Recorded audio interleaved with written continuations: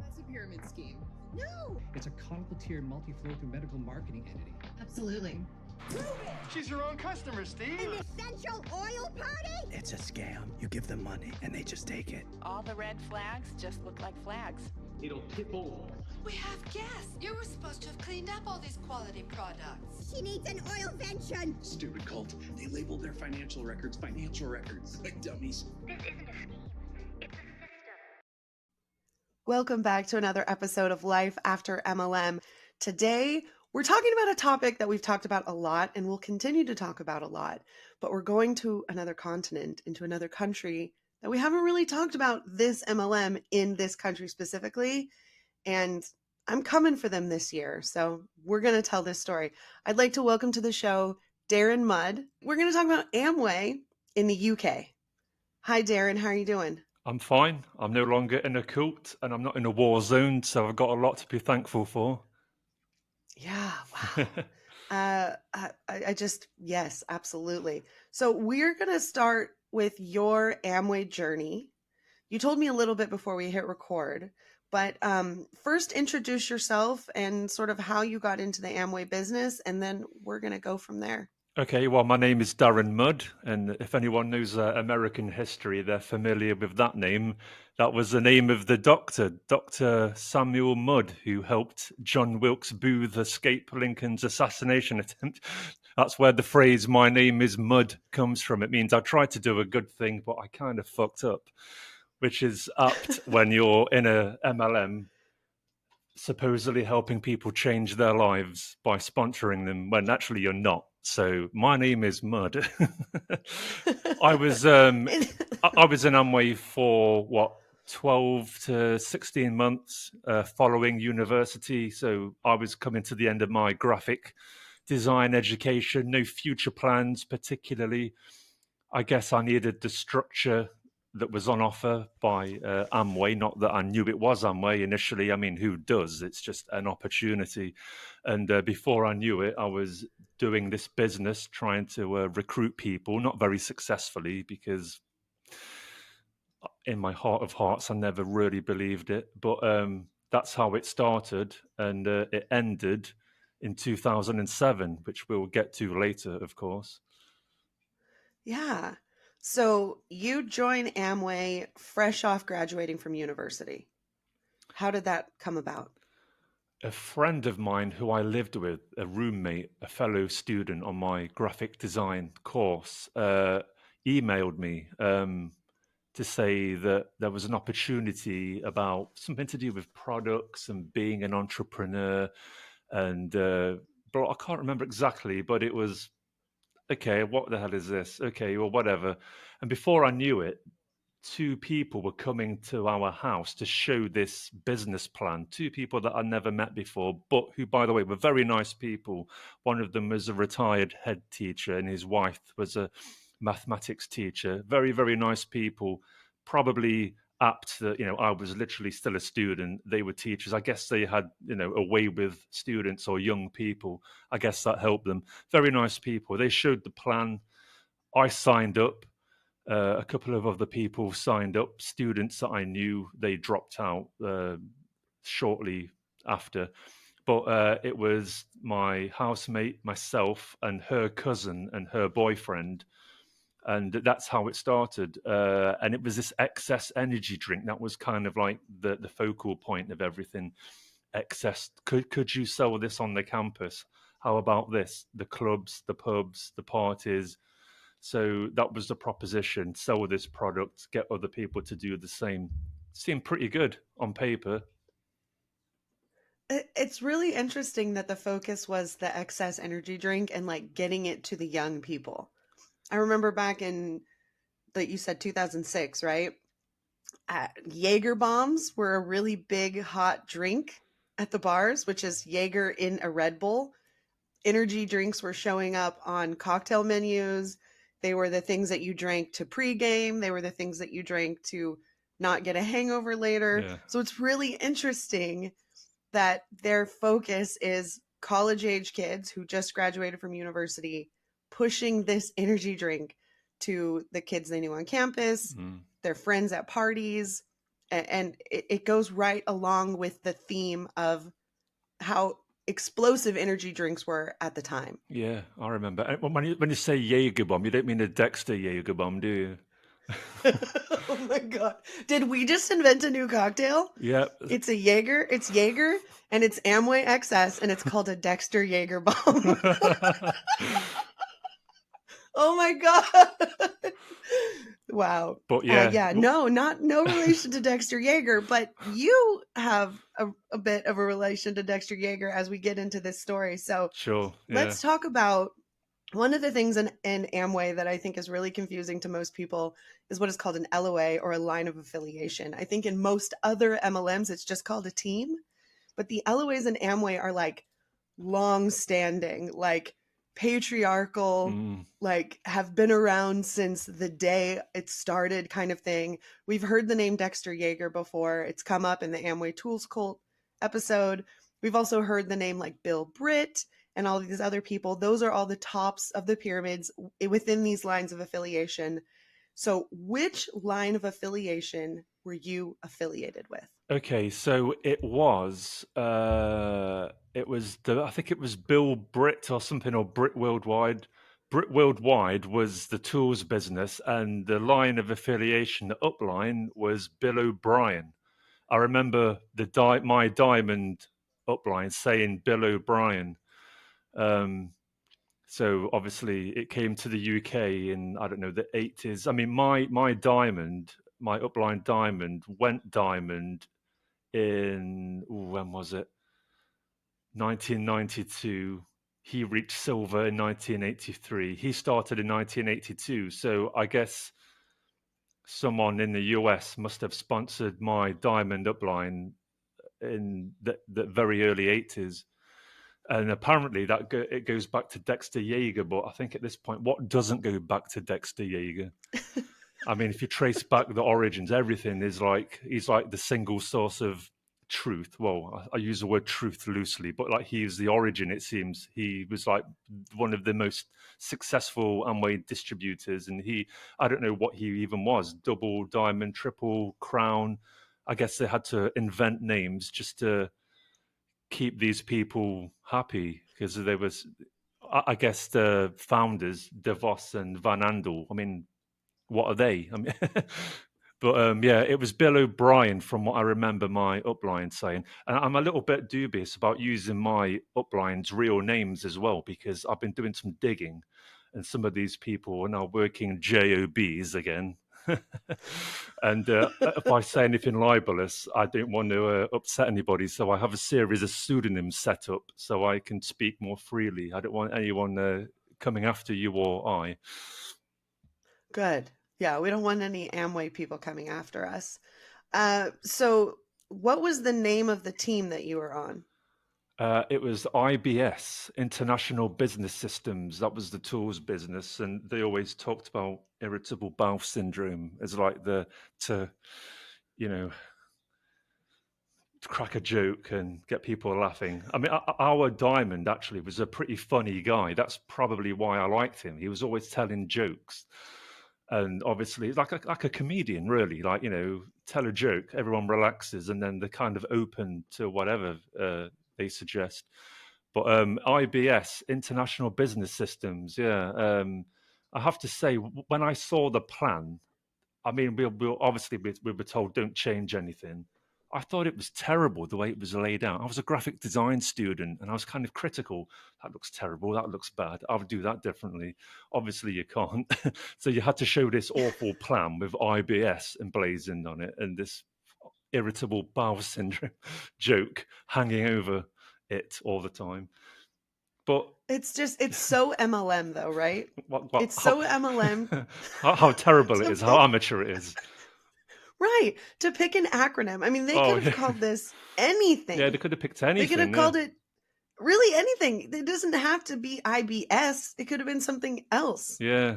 It could have been Business Systems International. And yeah, that would have been better. They could have changed it. Did you have a tools business when you were in LuLaRoe? we didn't have a tools business. No. That's the interesting thing is when I talk to Amway people, they're like, yeah, you know, you had to sign up for this and you had to get these books. Basically, we just had people saying, go on Amazon and buy these books and tell your downline to get these books as well. I didn't get any money if anybody bought a book, and there wasn't like any specific training like that. The only kind of tools business that would be comparable in like LuLaRoe would be all of the trainings that we had, because they would go around the whole country and they would do these day trainings. And I think in the beginning it was free, but then it cost money to go because they're like, people aren't coming, they're RSVPing and they're not showing up. So we're going to do a $25 deposit. And then at the end, they would give you like a free piece of LuLaRoe to offset the cost of the ticket. So they would do those. They were called, oh God, what were they called? I don't even remember. They had different names. I think one was like Inspire Tour, and they'd come all around. And then they had leadership events like every 3 months. And then they had the convention. But then they also had like different incentive trips or incentive meetings if you hit certain ranks. So I'm telling you, there was probably a LuLaRoe event like put on by LuLaRoe at least once a month, but you just had to qualify for them. So it was more event based rather than tool based. So were you paying for tickets for these events then? I mean, you mentioned the $25. I mean, that's not a lot, because we were expected to go to a monthly seminar every Sunday. We'd have to pay for that. There would be open plan meetings like at local hotels, like once a week, always on a Sunday. And then we'd have major functions where, I mean, at one time, IBS was having these huge functions at this arena in Birmingham called the NEC in the mid-90s. There were crowds of like 10,000 people going there. But by the time I was in it, they'd stopped all that because the numbers had dwindled. There was the churn, obviously, which is typical of MLM.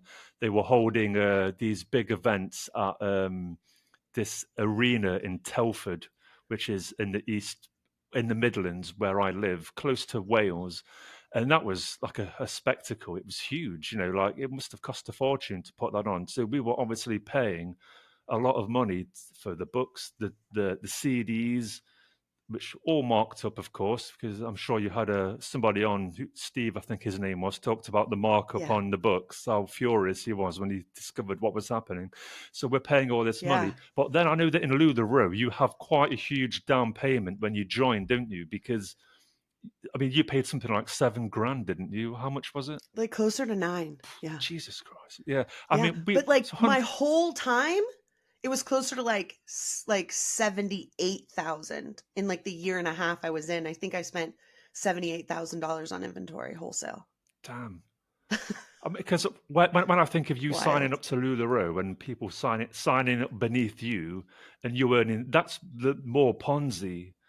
Amway is not quite. I mean, Amway is obviously a disguised pyramid. You're paying for overpriced products, which is like money laundering, basically. You pay this amount of money for a product, and some of that money goes to your upline. I mean, I might as well just go to Target, buy what I need, and give the difference to my upline in a brown envelope.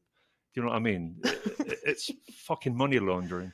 But it was only $100 or so to actually join the business. Nothing like what you had to pay in LuLaRoe. So I get Ponzi vibes from LuLaRoe, not so much in Amway. Yeah. Amway is more disguised, I think. I think it was a little bit, possibly a bit more sophisticated. I don't know.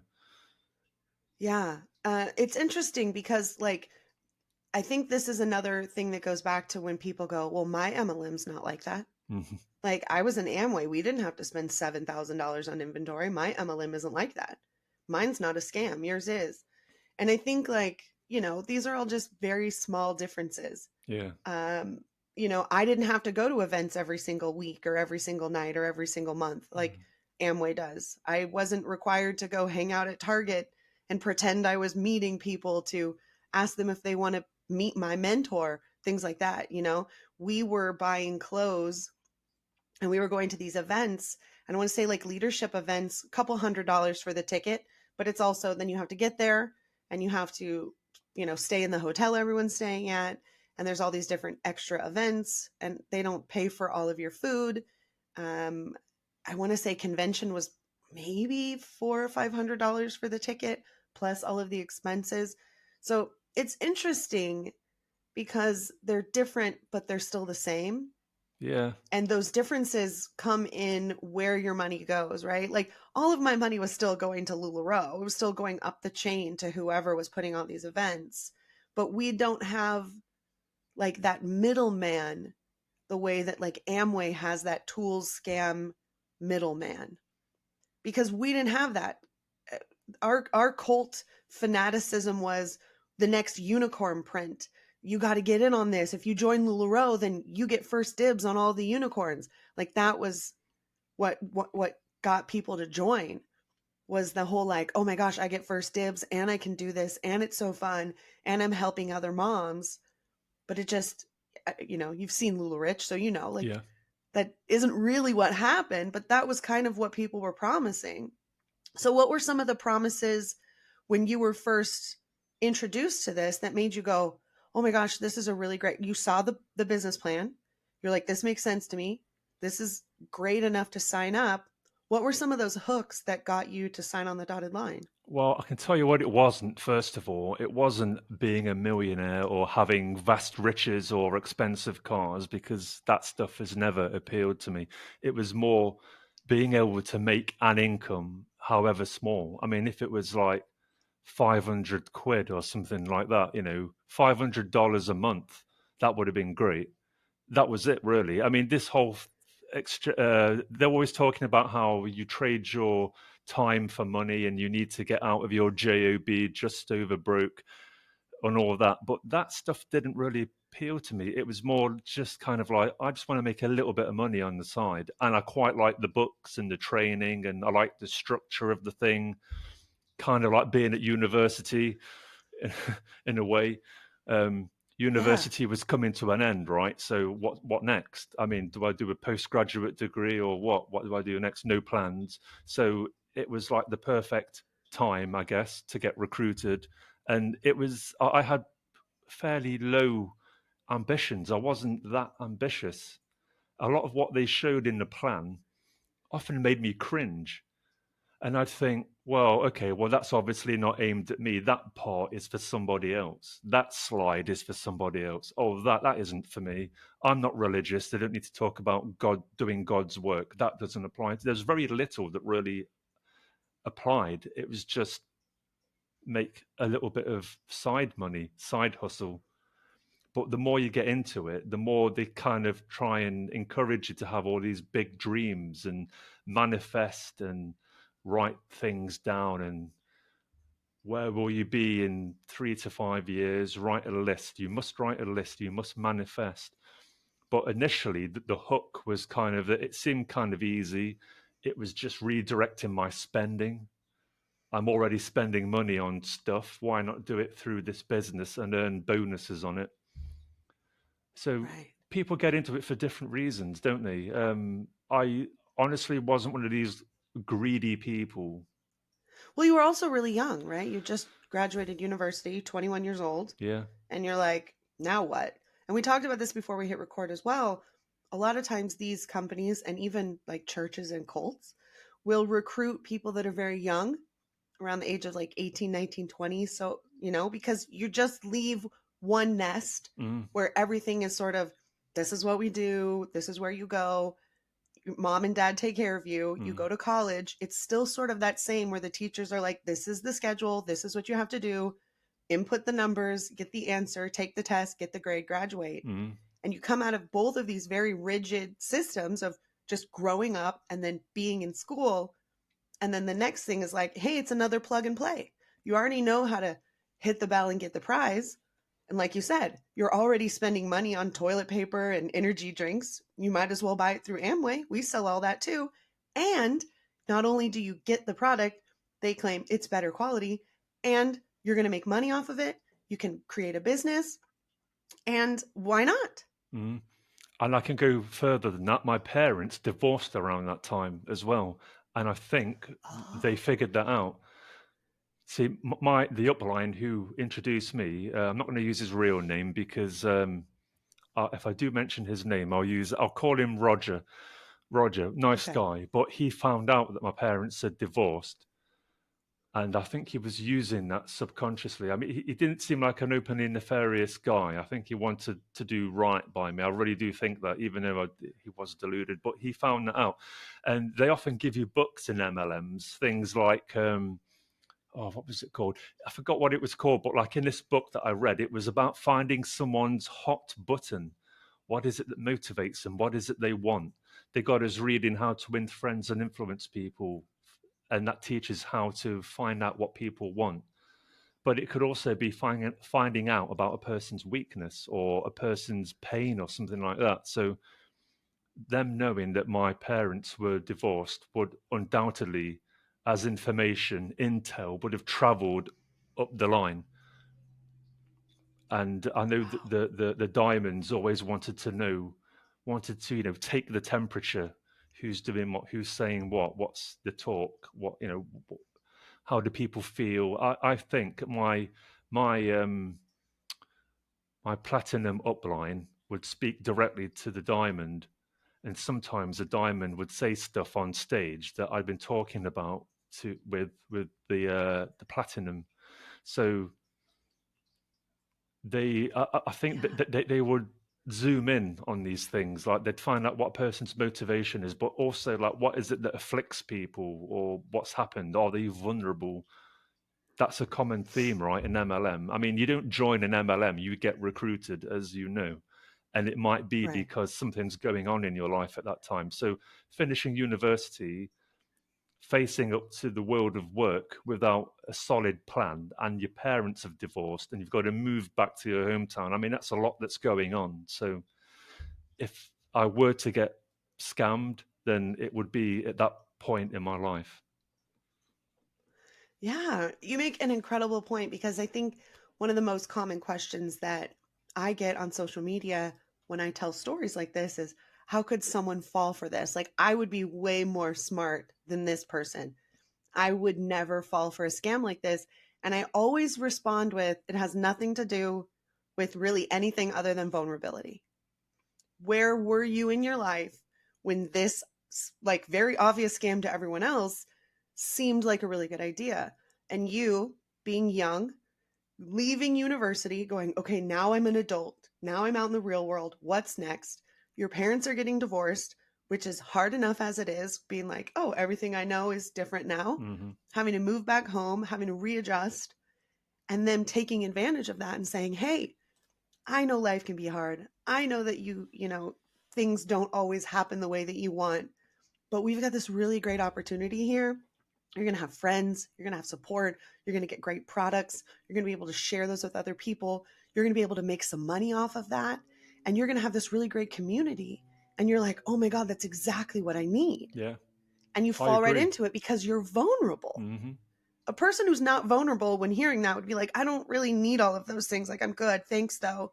But somebody who feels like they're lost or they don't know what's next, having someone come and hand you this perfect package of everything that you're like, oh God, what do I do now? And they're like, it's all in this package. Just open it up, is very attractive. Yeah, absolutely. I mean, these MLMs do speak to an unmet human need, I think, because it is about, like, religion is about community, and a lot of these MLMs are about community. I mean, people aren't making money, but they'll stay in it for some reason. They're getting something out of it, if not the money that they expected. And it usually is the love bombing, the community, the support network, the surrogate parents, perhaps. I mean, I've read books where diamonds have literally said to their downline, I will be your surrogate father.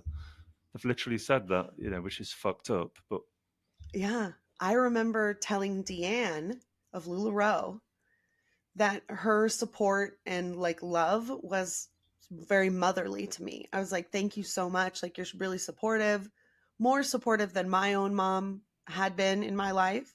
And I was like, wow, you're like a mom to me. And I remember thinking that and saying that and telling her that, and her being like, oh, you're my little rock star, is what she would call me. And I'm like, oh my God, like, no one's ever called me a rock star before. This is incredible. And feeling that and knowing that what I needed in my life was the people in my life that loved me to just support me and be there for me. And everybody has their own life and everybody has their own things. And what I needed at the time was community. And LuLaRoe was like, we can give that to you. So I completely understand where you would be in your life having these vulnerabilities and looking at that pretty Amway package and going, okay, where do I sign? Yeah.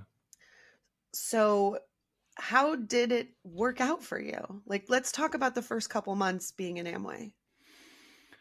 It was intense. There was lots of pressure, lots of love bombing, lots of what I now can see was, stage managed positivity and flattery, insincere comments, remarks. But, it feels good. It's like being on drugs at first. Mm-hmm. And that feeling is great until it's not, because it's not normal to be 100% positive all day, every day. But it was pretty intense. And there was a lot of reading, lots of books. We had to plug into the system. If we didn't, we would make no money. If we didn't, we weren't serious. If we didn't, we wouldn't benefit from the vast wealth of knowledge that our leaders would bestow upon us. So it was all about plugging into the system and getting us on these very basic books. And the first book I was asked to read was How to Win Friends and Influence People by Dale Carnegie, which was written well before MLMs ever came about. So it's not as if it was written for MLM, but in the context of the MLM, I could see how all the lessons therein applied to this business model. So we were being asked to read books, listen to CDs. We were consuming content. I mean, this is 2007. I mean, we now live in a bona fide content creating world. It's everywhere. Back then, this was like before the internet was what it is now. So we were consuming, the tapes, the CDs, the books. So it was like a crash course in network marketing, reading books like The Millionaire Next Door, which by all accounts isn't. Now that sounds cheesy, but we're obviously talking about it in an MLM context, so of course we will laugh at it. But I've heard other people talk about it who've built real businesses, and they recommend that book. But there are books like The Parable of the Pipeline, which was absolutely written for MLM. And there were quite a few tools and books which I actually thought were quite good. And I ended up throwing those out a few years ago. But some of them were really good. There were books like The Richest Man in Babylon, which was about personal finance. That's a good book. I've still got that book. That was written not for MLMs at all. Think and Grow Rich, which I think is now widely considered to be bullshit. The Magic of Thinking Big, The Magic of Believing, What to Say When You Talk to Yourself. Tough times never last, but tough people do. Leaving a Legacy, Prosumer Power. How I raised myself from failure to success in selling. So like you get put on this like curriculum, and gradually you're allowed to, as you hit, 3% or certain amount of downline or whatever, you get different books. And a lot of these books were absolute fucking hokum, absolute garbage. It's the kind of stuff that I don't mean this disrespectfully, but the kind of reading material you might read if you were undergoing palliative care or something like that. If you're facing something big, and it might help you. But this, I just found it downright manipulative. This material that they were pushing on us, not at the time. I look back on it now thinking it was meant, but at the time I thought this is great, and I was quite happy reading this stuff. It felt good. It felt positive. I just wasn't building the business. I just wasn't sponsoring people. I think I showed the plan 2 or 3 times to a few friends who generally said, "Oh, that was quite good," but I was basically imitating my uplines and even using the same jokes as them. So I couldn't even be me. I couldn't even be original because that was forbidden. You have to, regurgitate, retweet almost the system without even reading the damn thing that you're retweeting. You don't need to understand it. Just repeat it. So it was that kind of thing. I did approach people. I did do a little bit of retailing of excess. I retailed some of the skincare stuff. Made a little bit of money there, had these like parties where like my upline would come to my house and like help me host a party. My dad was dead against it, but when he actually saw money changing hands, like I could almost see dollar signs in his eyes as well, because at least he could see that, oh, okay, there is money here. Obviously, you've got to pay to go to all the events. You've got outlay and all that. So you're not really making money. So I was trying, but my heart wasn't really in it because it's just so boring. I just, honestly, building that kind of business, it's not that appealing to me. I want to believe in it, but I'm a creative person. And for you to tell me you're not allowed to do this, that, or the other, that's just like, come on. Yeah. How is this a business? But I tried it. I did it their way. And, I'd call people up. And once I get going, like talking on the phone, I can talk quite fast and fluently. I can be somewhat convincing, but then I just couldn't really follow through on it. I couldn't close these people because something in me I just couldn't do it. I mean, I'd be listening to the CDs, and I think there was Fred Hartice at one point. I think he was triple diamond. He passed away a few years ago. I was listening to this CD of Fred Hartice speaking a mile a minute, and my dad said, "That sounds like Apollo Creed from Rocky." I said, "Does it?" And there's a certain scene where Apollo Creed is talking really like shit talking Rocky or doing trash talk or something like that, speaking really, really fast, like in a mile a minute. And this is what this Fred Hartice guy reminded my dad of, and I had to laugh at that. It was all education. That was it. They were just brainwashing you, to get you to be a good Ambot. Yeah, that's kind of the point, right? How many of those books talked about like how to balance your account or how to do a profit and loss statement or not one, not a single one. It's all faith. You said it before, Roberta. It's all faith-based prosperity gospel, and everyone wants to hear it. It's not about balancing the books. I always say it's not what you take, it's what you make. Just because you generate revenue doesn't mean you're profitable. What are your outlay? What is your outlay? What are your expenses? How much are you spending in gas when you travel to someone's house when they live in Scotland and you live in the other end of the country? People don't take this into consideration. So none of that stuff at all. None of it. No real business acumen. It was all salesmanship, all bullshit, shiny, soft focus propaganda. And people evidently lapped it up. But still, I just couldn't quite get down with it, and that's why I was kind of not really feeling it. I like the books, I like that stuff, I like the good books, I like the good stuff. I found a lot of it cringe, just downright cringe. But you can't say anything, can you? You can't criticize. You can't criticize the system. That it's the sacred cow. Who am I, 3% guy who only generated PV based on grocery spend? So I didn't do much with the business. I just didn't build it. Yeah. Despite all the carrots they dangled, just couldn't do it. It's very intentional when the books that you're reading are all rah, you can do it. It's so easy. I did it. Follow my steps. And no like actual real true business acumen where it's like, how much did you spend? How much did you make? What other expenses do you have? Are you looking further than just your inventory that you're buying or your dittos that you're buying every month, right? Mm-hmm. And it's interesting because another one of the comments that I get, and these are always from like Huns who will be commenting on my videos where it's mostly on the videos where I'm like breaking down the numbers and being like, you guys aren't making any money, where people will get really offended and they're like, but I'm making money. And I'm like, okay, well, how much did you spend?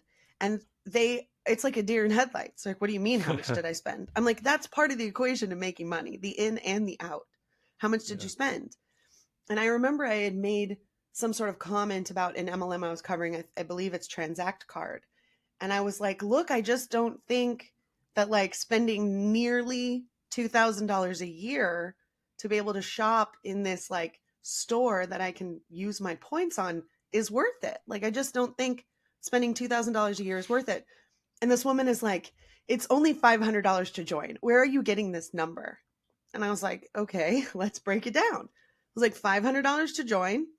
And then it's another $50 a month for a whole year. So that's another $600 right there. And then there was a couple other expenses and I had done the math and it ended up being like just shy of $2,000 or something like either in the high 18s or the low 19s. And I was like, that's pretty close to 2,000 to me. Like, it's not worth it to me. And this woman was just, I don't think she had ever done the money and the numbers or looked at the money like that. because she did not respond. Maybe she just blocked me, which is pretty normal too. But I mean, I literally was like, this is the math. And I typed it out. And then I got another comment the other day on an older video about paparazzi, where I was like, how much would it be if you only sold the jewelry to make $1,000 a month? And the math ended up being 444 pieces. And this woman commented and she was like, your math is wrong because you make $5 every time you sell a piece of jewelry. I said, no, you make $2.25 because you're not taking into account your expenses. The jewelry costs $5, but you buy it for $2.75 a piece. So you're only making $2.25. That's 444 pieces to make $999. And I did the math on that too. It's like, you're not looking at the right number. You're looking at the big number, the one they dangle in your face. You can make $5. No, you can't. It's not $5. Mm-hmm. And it's really interesting to me because these comments continue to come up. And I think it's because a lot of the people in the anti-MLM community that make content are talking about the numbers and are talking about the money and the profit and the loss expenses.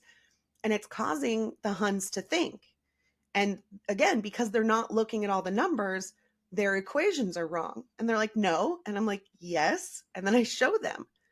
And it's kind of scary because I remember the same way going, oh, I make $25 every time I sell a pair of leggings. It's $25 in my pocket. And it is $25 in my pocket, but it also cost me $11 to be able to sell those. It's just people aren't looking at the in and the out. And I think that that is such a huge disservice to really any business. But that's what MLMs bank on, right? We don't know what business is. It's not people with MBAs that are joining MLMs. It's people who don't have the education in business. They don't have the time and the energy. They've never run a business. They've never been in business. And honestly, being a hairstylist and running my own chair for like 20 plus years and understanding how a business worked was what made me go, oh, LuLaRoe's not a business, because they're not taking care of these issues that a business would take care of. They're not refunding me for stinky leggings. They're not refunding me for wet leggings. They're not sending me new product for defective product. And I was like, this isn't a business, because a business would do this. Your wholesaler, your supplier would want to make you happy. And those sort of things is what I started to realize. Maybe this isn't what I think it is. I didn't even know what a pyramid scheme was. I mean, I've heard it before, obviously, because I was like, pyramid schemes are illegal, hun. But I didn't really understand like the fundamental like definition of a pyramid scheme and how it works and how I played into the pyramid until after I left MLM and was open to the idea of looking into it. And then I was like, oh my God, all of those people were right. All of those people that told me you're in a pyramid scheme were right. I am in a pyramid scheme. What? How? I'm smart. I'm educated. I've run a business before. How did I get stuck into this? And it just goes along with like all of the things that we talk about and all of the things that happen. And for me, it was so very clearly obvious once I finally stepped out of the system and like looked at it in this much bigger scale. And I went, oh, okay, I see what you're saying. Like it made sense almost immediately. I love it when people argue about revenue versus profit. They go, you've made money. No, you haven't. Yes, you have. I had that conversation with when I was unemployed on our equivalent of welfare. I had to try and explain that to somebody. Roberta, your internet seems to be cutting out intermittently. Oh, no. So I sometimes can't hear what you say. I caught the majority of it. But okay. I've just turned my camera off because it might help our bandwidth. So I wonder what's going on with my internet today. If you turn off your camera, it might help the audio. Well, the cool thing about this is even though it can cut out while we're live, it records a high def version and saves it to the cloud. So it should be That's okay. Good, then. It should be fine. Even sometimes when the camera is like fuzzy, it'll still be nice on the other end. That's okay. And you've got the final edit, obviously. So Right. it's always better to say it and not need it than wish you'd said it. Right. Don't you think? Yes. So I know that it's recording my audio on my end and your audio on your end. And as long as you see on the side where it says like 99% uploaded, as long as it hits 100 when we're done, it's good. I'm going to turn my camera back on. Okay. Hopefully our bandwidth will be stable. Yeah. And I'm plugged, I'm like hardwired in. So yeah, me too. I don't know why it's doing that. I've got a whole bunch of notes here about stuff that I was doing. I've traced my my former upline. Oh, really? Yeah, because, well, I'll let you ask the questions, but obviously it all shut down well, it didn't shut down, but Amway was neutered in 2000. It had its balls cut off, is what I would say about Amway in 2007. So I'll let you get to that, but I just want to say I've got quite a lot of stuff here to tell you, and I've been investigating. I've been like a bit of a creep. I've been kind of like checking people's LinkedIn profile, their Twitter. I'm like an investigative journalist. I'm like that woman in Homeland. You know, the first season of Homeland, I've played never by seen Claire Homeland. yeah, she traces all this like this activity. Yeah, I kind of like have these notes, like I'm a detective or something. But a lot of these people, these former diamonds, went back to work in jobs because they were terminated. Anyway, we'll get to that. So yeah, well, that's a great segue actually. So and I actually pulled up your post that you posted on Reddit, on anti-MLM Reddit the other day. I'm going to read it.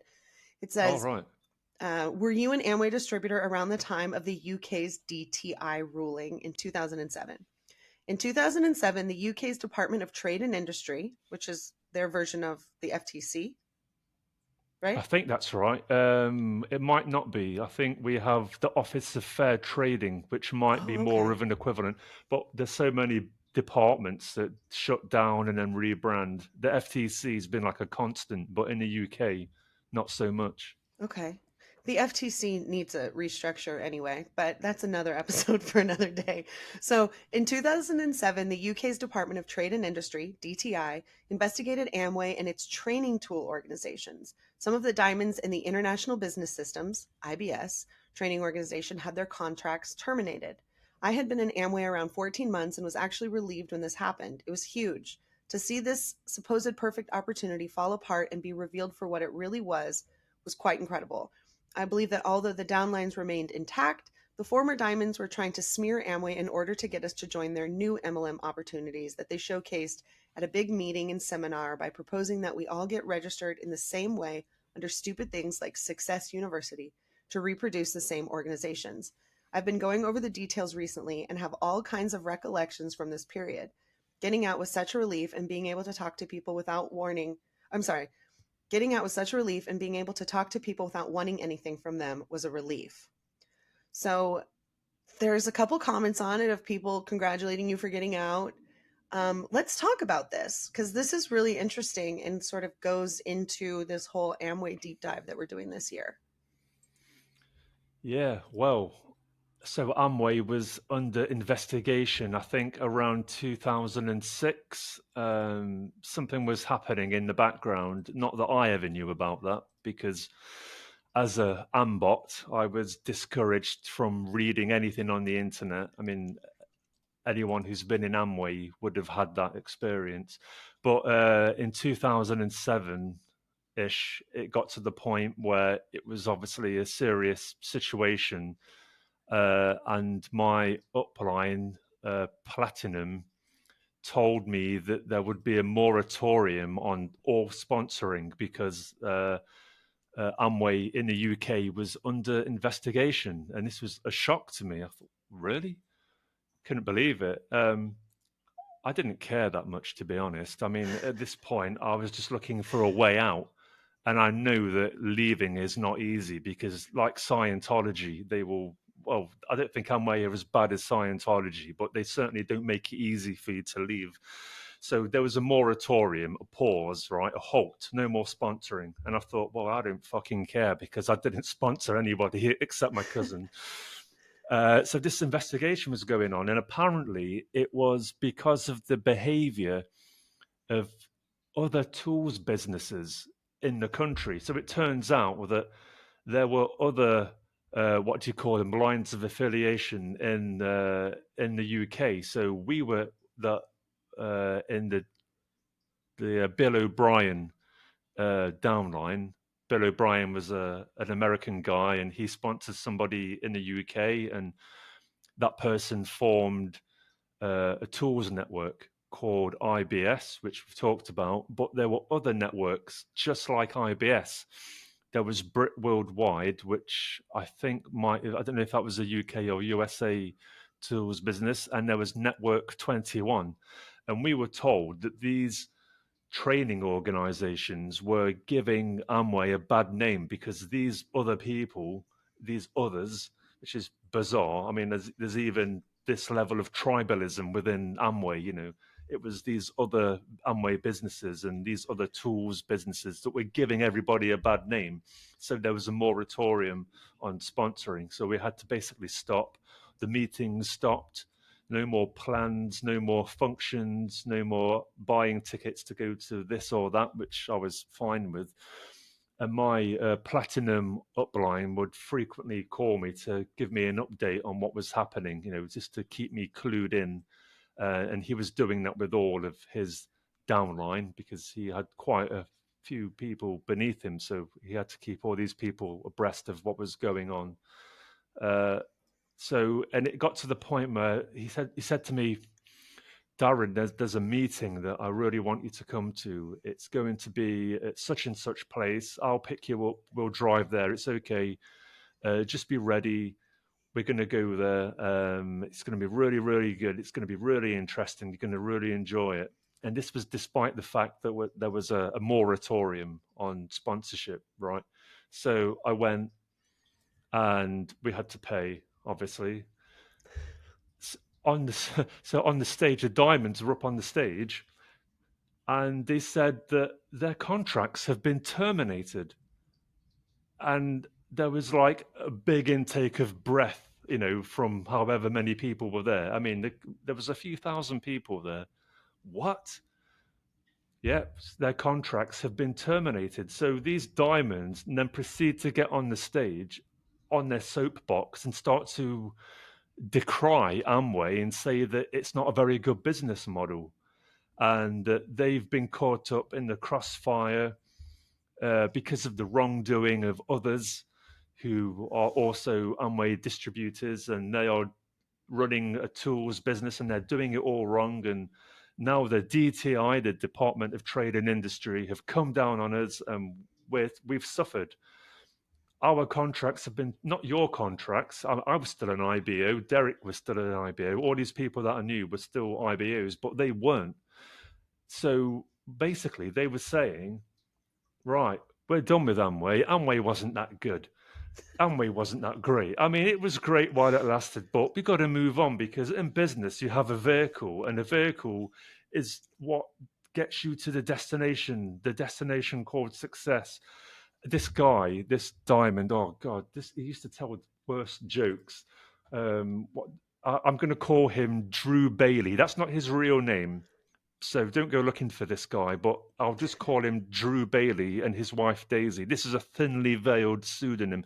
He was telling jokes how, I can't even remember what the joke was, but it was something along the lines of an Amway business is a bit like riding a horse, but what we need is a car.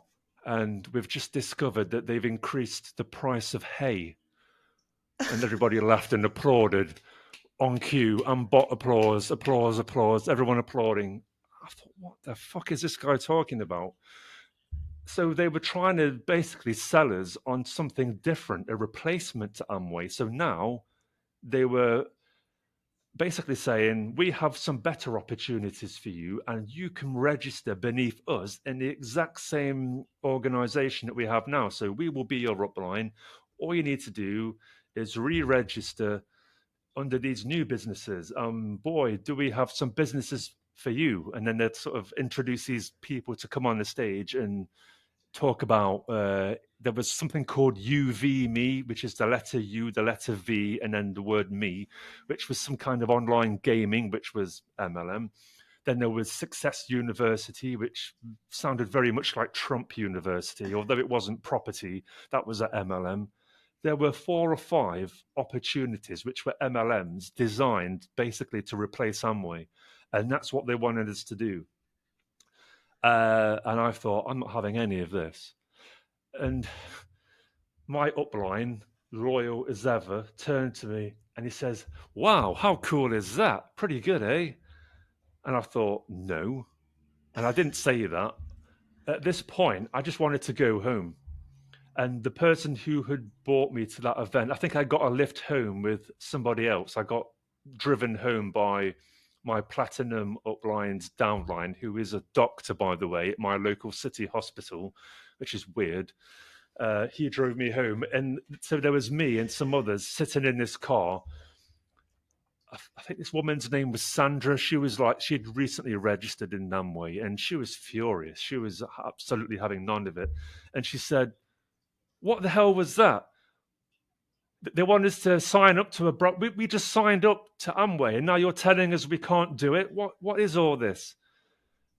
And this guy was kind of like panicking. He's a doctor, by the way. He's an anesthetist or something. He looked at me to sort of help him out. I just shrugged.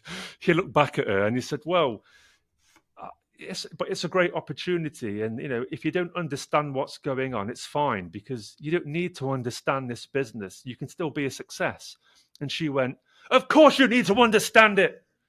And and he kind of looked at me and I kind of came to his rescue. I forgot what I said, but I came to his rescue and sort of placated the situation.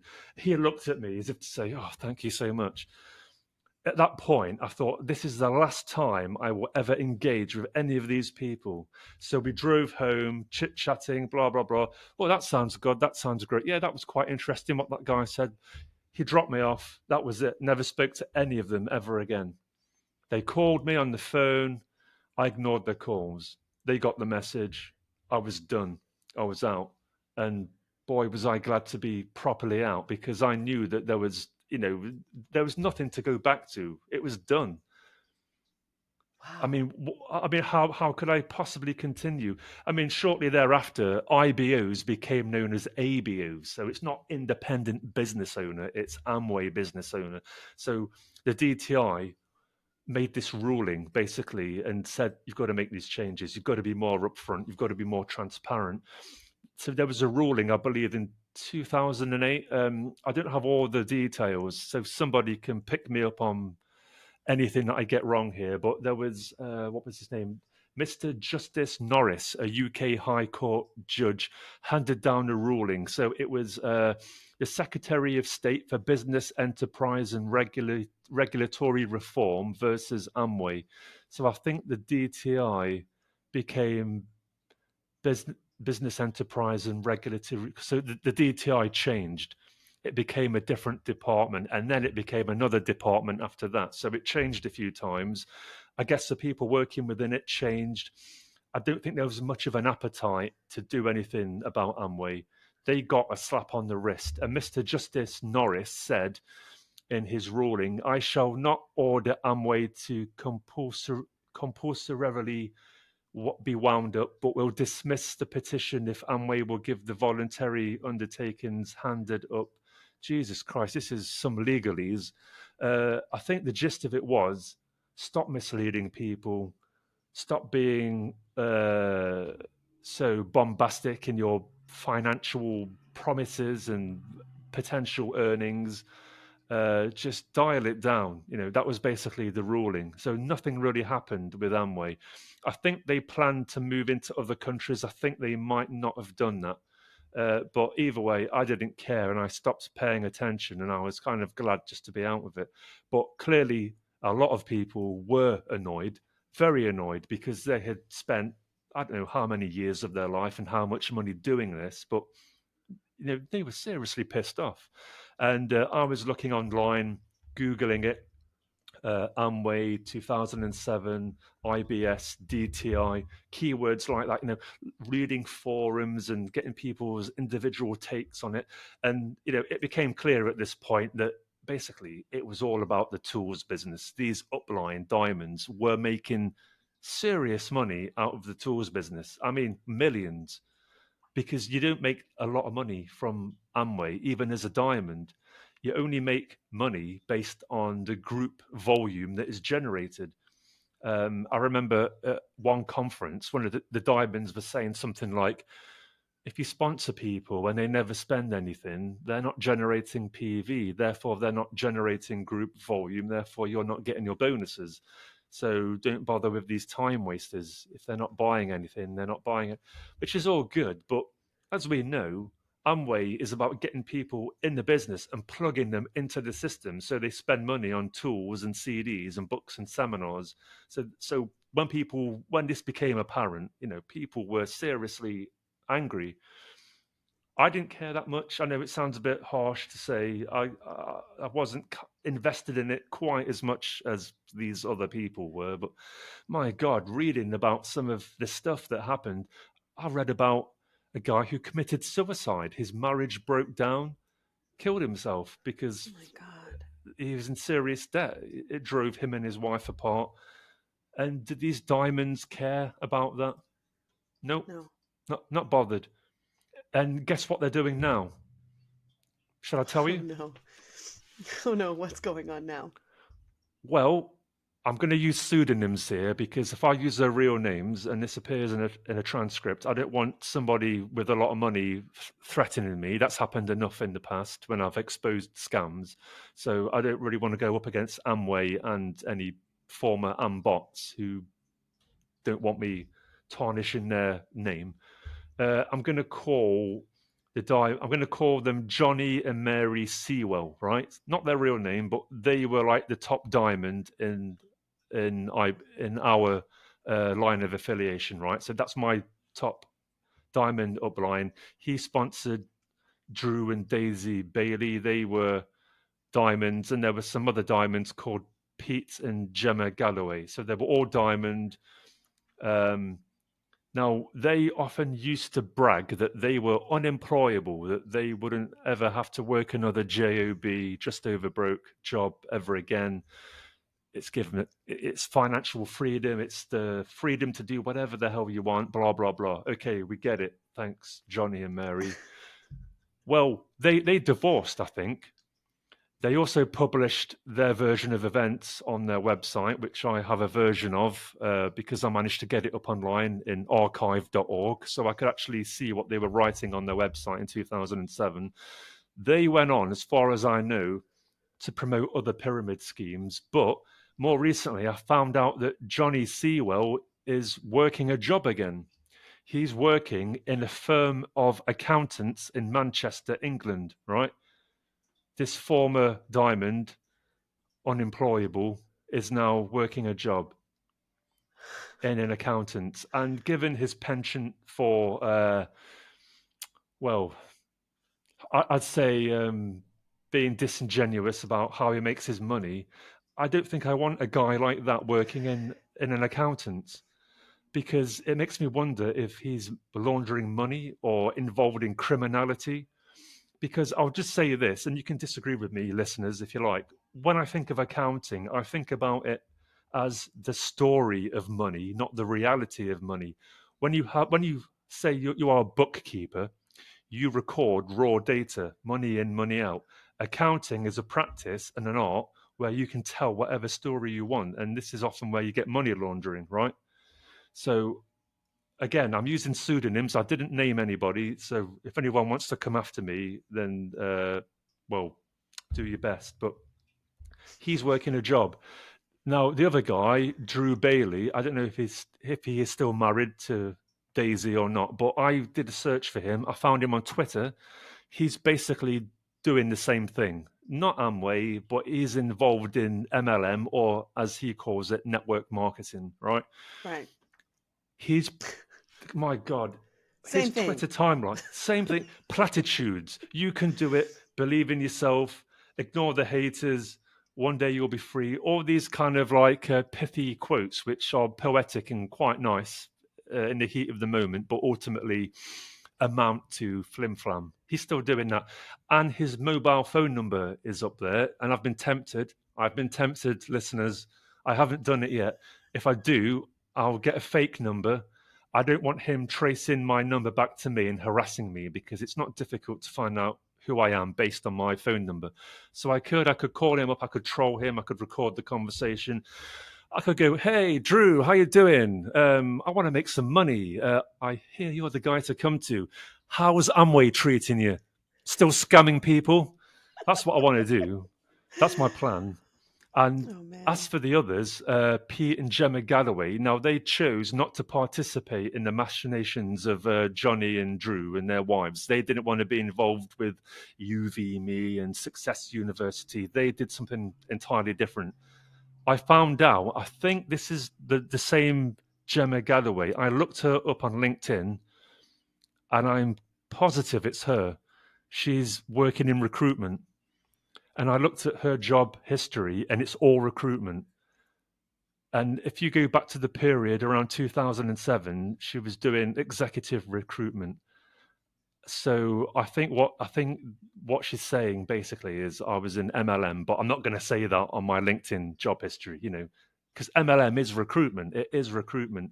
Johnny Sewell, before he became Diamond, was a recruiter, the top recruiter in his firm, according to him.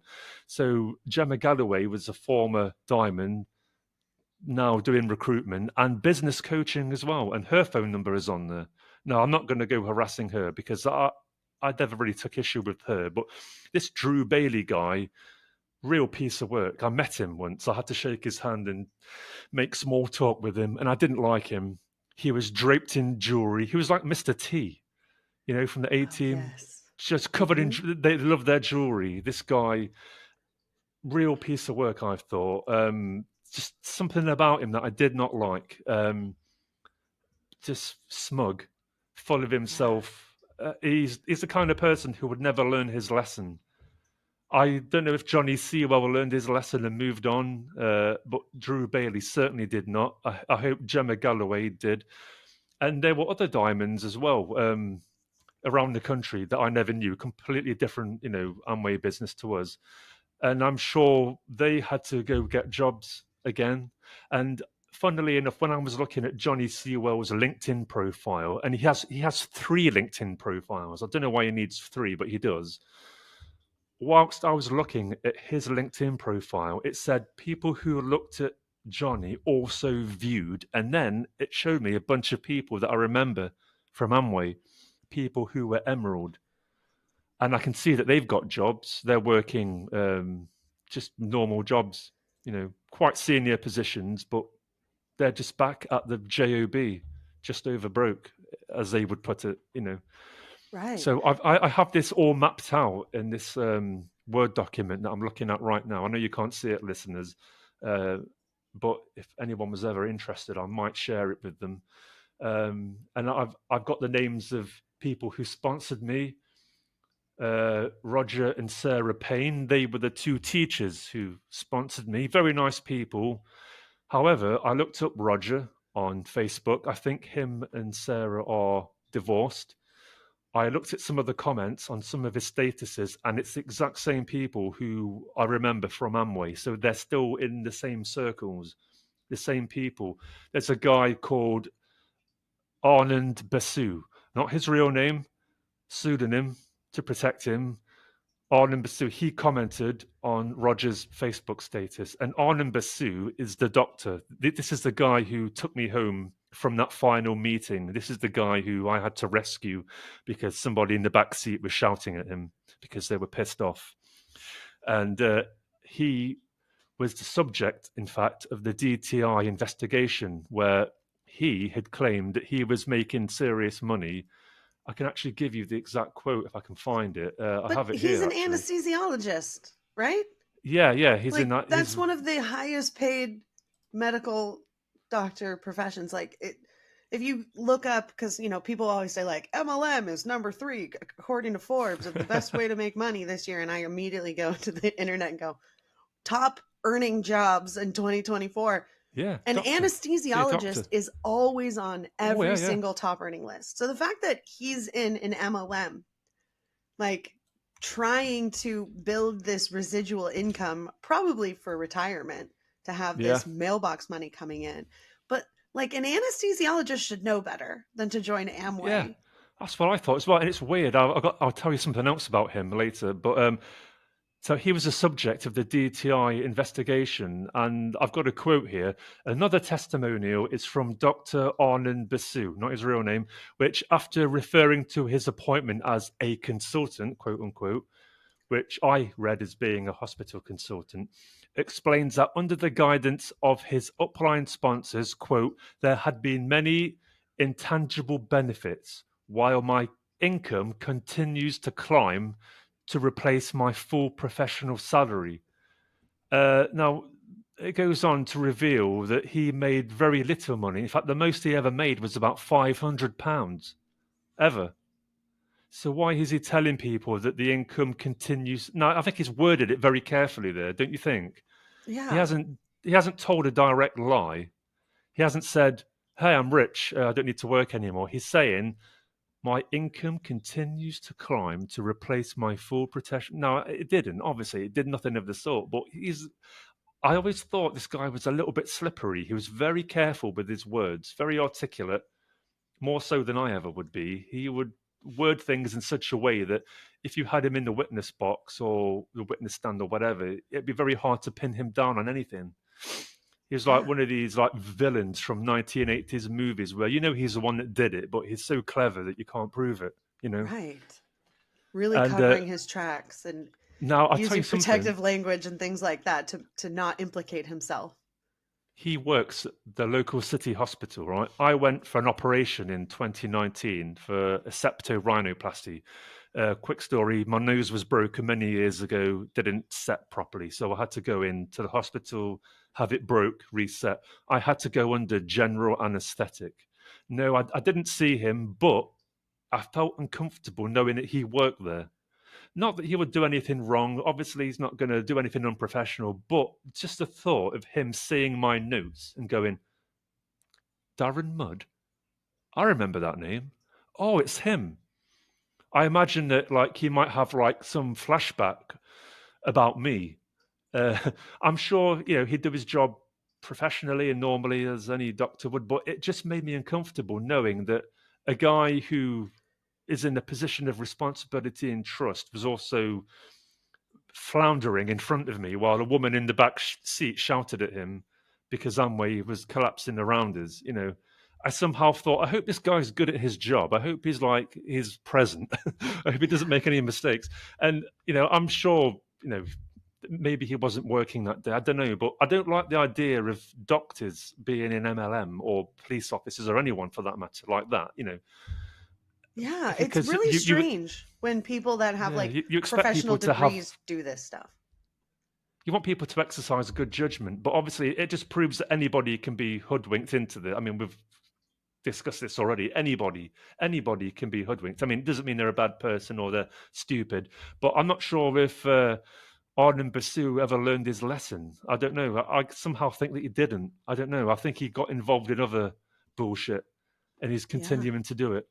Because he thought, oh, that MLM, Amway, that was just a bad MLM. There are others, and you can make money, and I'm going to do it. And he might be continuing to this day to be involved in this this nonsense, Yeah. Well, I'm going to say what I say. Scammer's going to scam, right? Yeah, that's it. If you're in that sphere and you know how it works, it's easy to hop to another frying pan and start all over again. Yeah. And it is upsetting that there's professionals in these spaces. But this sort of like segues into these other scams that you have sort of looked into post Amway that aren't MLMs, but are sort of like the fringe. I get a lot of comments of people asking me, is this an MLM? And I'll look into it and I'm like, it's not technically an MLM, but it's kind of run pyramid-y a little. And there's a lot of common scams that sort of intersect and get asked about.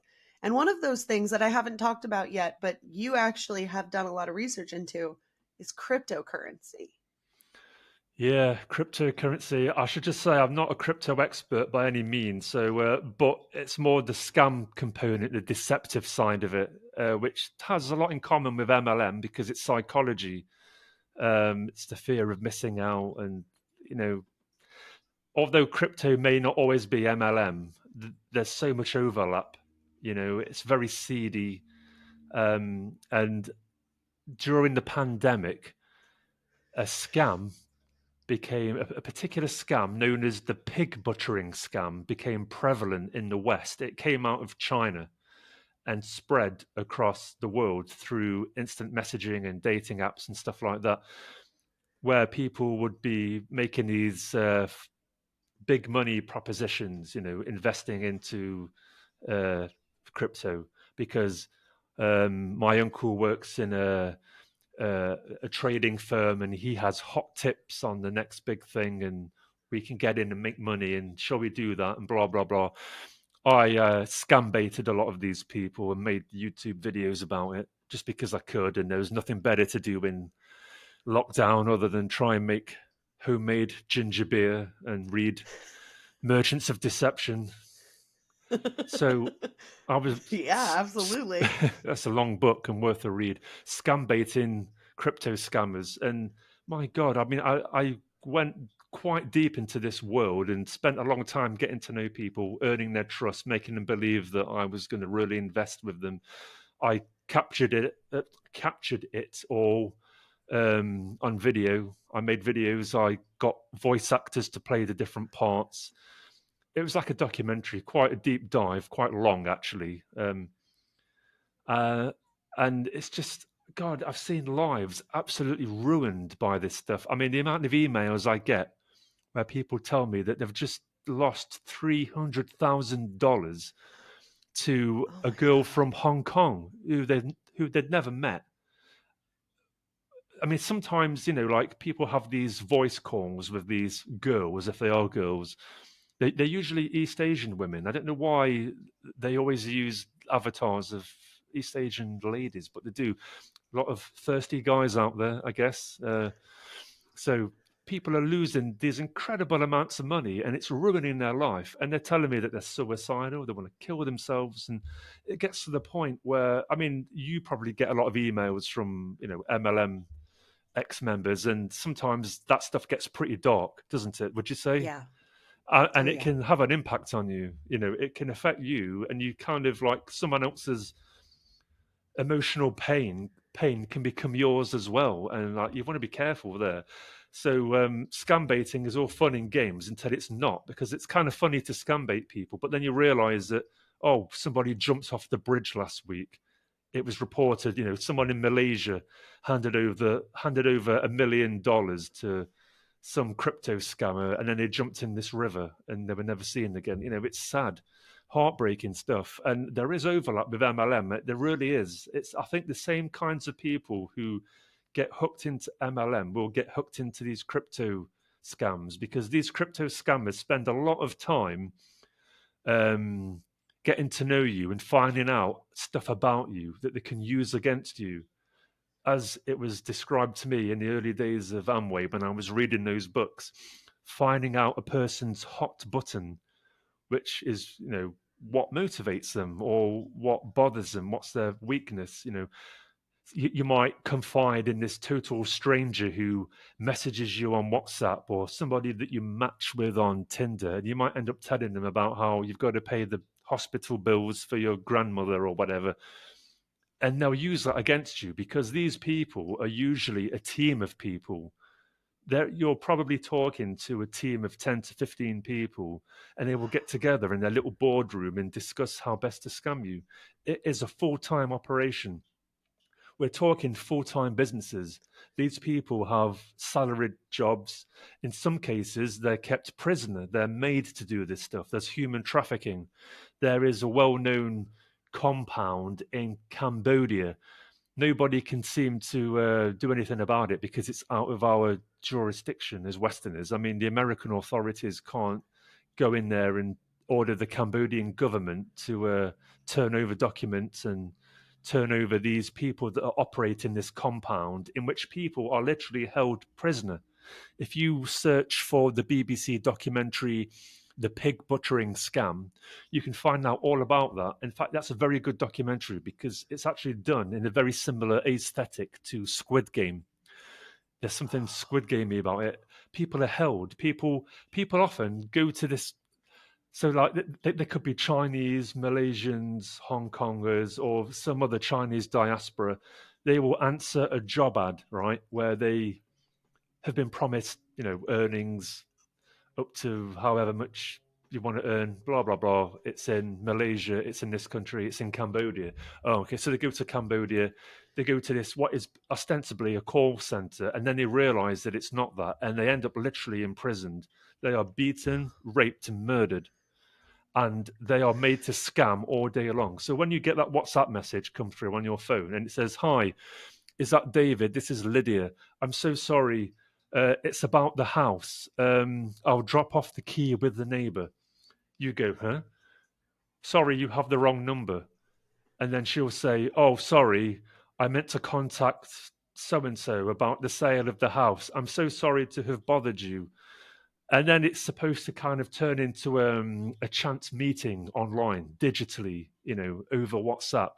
And it works in some cases. People get chit-chatting to this attractive woman who has a picture of an attractive young girl as the profile photo. Usually it's people that are lonely or dissatisfied or something's happened in their life. They get chit-chatting because they need some company. And guess what? There's a crypto proposition. "Hey, that thing you were telling me about your grandmother, well, maybe I could actually help because I've been making money recently. I actually earned $6,000 yesterday. And if you want, I could show you how to do the same thing. And then you'd have enough money to help your grandmother and you would have the time and freedom to do whatever you like." So this is how it's happening. It's like these propositions, which it's like a numbers game, right? It only really works if you're in the market for not that necessarily, but if you're dissatisfied. Do you know what I mean? It's kind of the way I got sucked into Amway. Like it just happened to be that the scammer's script fit my circumstances in 2007, and the person who, by the way, the person who sponsored me wasn't necessarily knowingly scamming me, but the whole Amway machine was set up to do that. It was to get me in. So you get these people on WhatsApp in 2024 and going back to, I'd say, 2020 when the pandemic hit. You get these people just getting in touch with you for a chat, not that they know you, they want to be friends, they're planning to come and visit you in your country, they own a factory, or they are in the fashion business. That's a typical one, in the fashion business and own a factory. "I'm going to be in London next year and it would be great to meet up." So they're trying to establish trust. That's how it goes. And people are handing over astronomical amounts of money. It's mind-boggling to me. And I scam bait them, but I've stopped doing it more recently because I don't know which of these people are being trafficked versus which of them are just scumbags, Yeah. Wow. It's really interesting. Like a digital scammer meet cute. I've definitely gotten those messages before. That's like, "Hey, I've got to cancel tonight, but maybe," and I was like, "Who is this?" And they're like, "Oh," and I was like, "Oh, it's a scammer." Block. Like, it's wild. And it's wild that people get those. I mean, because I know I get them. I know there's probably people listening right now going, "Oh yeah, I get those too." Block them. Block them. Because Yeah, they're get scammers. rid. Yeah, you've got to. Yeah, you've got to block them. I mean, sometimes people will scam bait and they will screenshot their scam baiting stuff and put it on Reddit, and it's kind of entertaining. There's someone who does it on LinkedIn, and it is entertaining, and it gets lots of likes and shares and stuff. But I've kind of stopped doing it because it's a bit depressing to me, really. Yeah. I've had enough of it. I've It's written mentally articles. taxing. Yeah, oh, yeah, it is, because you've got to put time and effort into it. I mean, if you're doing it to generate content, then be careful, because it's not always very wholesome. I know we're talking about scams, and we're trying to teach people a lesson, right? Sometimes people are just trying to embarrass a scammer to get likes and shares, and that's as far as it goes. Right. There's nothing good is really coming out of it, and you don't know who's texting you. I mean, if this person fails to scam you, they may get beaten for it. Wow, scam baiting is something that I've wanted to get into because it does have so many intersections. So I'm very thankful for you for opening up this topic, because I can't even tell you how many times people are like, is this an MLM? Because it's hitting all the red flags you talk about, but I cannot find a team aspect. I cannot find a join link. I cannot find anything, but they're love bombing. They're like going after vulnerable people. They're going after people who don't know any better. And I'm like, yes, it's not an MLM. It's MLM adjacent. It's scam adjacent. It is definitely something to look into and something to be aware of. Block it, ignore it, move on, like leave it be. And again, like you say, the scam baiters, it is really, really mentally taxing to listen to some of these stories. I know on my show, sometimes I just have to take breaks from like recording and editing, because there's like so many heavy episodes, which lead to even more heavy episodes. And I'm just like, oh my gosh, like I can't listen to another Scientology horror story this week. Like let's bump it till next week, because it is so horrific talking about cults and scams and multi-level marketing, and the devastation that it wrecks on these people's lives. Like you're talking about people wanting to end their lives, people's marriages failing, they're losing all of their savings, they're financially destroyed because a couple years ago they were vulnerable and they believed all of the lies that the person trying to get them in said. So to me, it is a huge problem. It is something that I want to focus on. It is something that I want to help educate on. So again, like I said, I really, really thank you for opening up the conversation about adjacent scams and scam baiting. Yeah, my pleasure. Of course. One of the things that you sent me was a slam poetry that you wrote. And I was wondering if maybe you would like to perform it for us, because it's awesome. Yeah, sure. Okay, I can do that. I'm just going to take a sip of my tea because my throat is a little sore. Of course. How British of you. It's not actual tea. It's kind of like honey and lemon, but yeah, same intent and purpose. Yeah, I thought I'd perform this. So I'm actually dressed like an Ambot. Oh, perfect. And we're going to actually post this video on YouTube and other places so that you guys can see the whole thing, because it's quite the spectacle. All right, Darren, take it away. I call this scam poetry. Like many things on the scam speaker circuit, it is style and no substance. Predators examine greed, then work it, install lies you love in abundance. Divide, deride, but also unite. Have you subscribed as a fan? Get you high on timelines, promising profits pie in the sky. Turn the mind to sand, adding urgent pressure of time, because God wants you to be rich. Economy's taking a hit. Stick it to the man. Quit your job. Stop saying you can't and start saying you can. Here's more bullshit mixed with elements of truth and rhetoric. You a sheep? Most people are asleep, keeping their job, just over broke gig going, even though they're feeling low, probing their existential loathing of a litany of woes, timidly coping via false dignity while fiscally in captivity, void of desire, forever employed by those definitely destined to bestow thee with no retirement because your 401k will be toast. Do you see how they reel you in? I'll show you the way. Follow me. I know what you need. Money, purpose, belief. Spread the word. Shed the skin of the former you incurred. Preach, teach, rinse, repeat. Grind, sweat, bleed, succeed. Oh, and independent thought is actually bad, so it's banned all day, always. Okay? Stinking thinking ain't about winning. Let's take a breath. Impressed? Cool. Ready to rewrite the rules? Nice. Believe you're destined for success? You're so wise.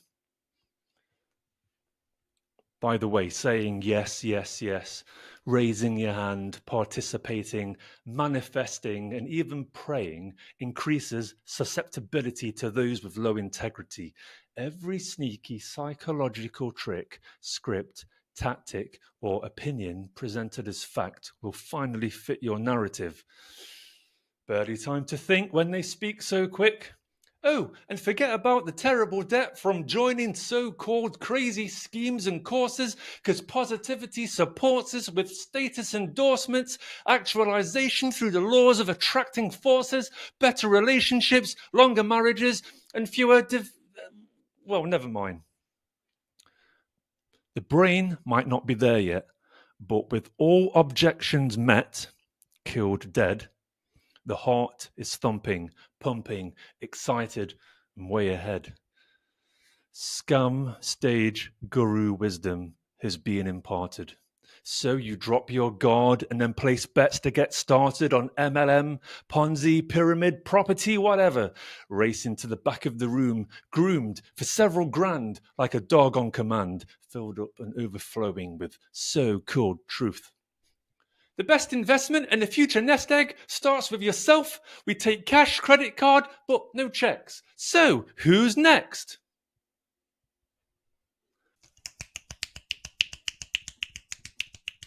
Amazing. I loved that. Did you get that? Yes, absolutely. That was fantastic, Darren. Great. Nice. I absolutely loved that. It makes me want to see like Lin-Manuel Miranda do an MLM musical, like a scam musical. Like, yeah, what was that it thing? would be so good. Jerry Springer the musical. Now there needs to be like a MLM musical, doesn't there? That'd be great. Imagine that. Who'd fund it? I mean, it would probably get sued and shut down by goddamn whoever's in government, whoever's paid for by Amway. Yeah. Probably Betsy DeVos if Trump gets in again. Right? They're watching it and they go, wait, is this fucking play about us? But, then it gets shut hopefully, down. like, maybe like you're protected if it's like satire, you know? If you're doing it for satirical reasons, it's not a direct attack, you know, that'd be good. I mean, they were able to make Book of Mormon and it won all kinds of Tonys. So I don't know why we can't have Scamway the musical. Like, it makes sense to me. I'd love to see that. That would be hilarious. It would be really good. Well, that was really fantastic. Thank you so much. You guys can check that out. Kayla's going to do her magic and we're going to post that on video platforms so that you can see it. Maybe TikTok, YouTube, wherever. I'm not sure, but we'll share all the links in the show notes when it's up. And it's just fantastic, Darren. Really, I really liked it. I caught myself so many times being like, dang, look at you. Just like flowing and the rhyming and very, very, very impressive. I really enjoyed that. And I've really enjoyed our conversation today. Talking about so many different topics and bringing things out into the open.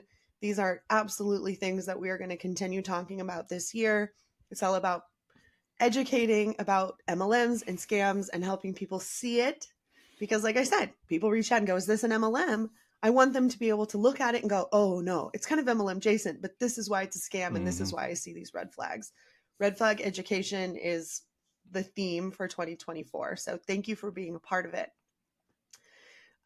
Where can everybody find you on social media? I'm on LinkedIn. That's my primary social media network. You can find that if you go to smallbizgeek.co.uk, smallbizgeek, B-I-Z, geek.co.uk, you can find the link to LinkedIn and it would be great to connect with you. Please send me a direct message if you want to, or email me through the website. Perfect. Well, are you ready to do some rapid fire Yeah. questions? Sure. All right. Darren, give me one word that encompasses how you feel about multi-level marketing. Apathetic. Give me a warning to somebody who wants to join an MLM. What's going on in your life right now?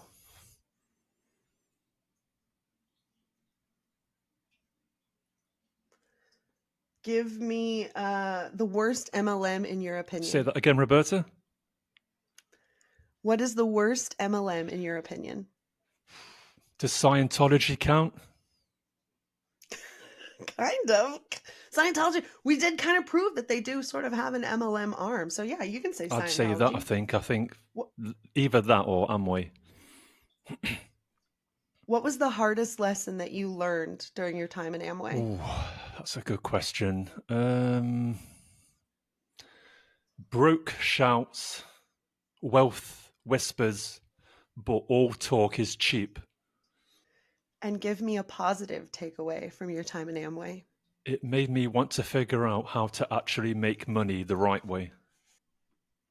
I like that. I like that a lot. Well, again, I want to say thank you for being vulnerable, sharing your story, and helping educate others on not only like the scam of Amway, but the scam of scambaiting and crypto and all of these other things that we need to be looking out for when we're vulnerable and on the internet. Yeah. Well, thank you for having me as well, Roberta. It's been a pleasure. You were supposed to have cleaned up all these quality products. She needs an oil vention. Stupid cult. They label their financial records like dummies. This isn't a scheme.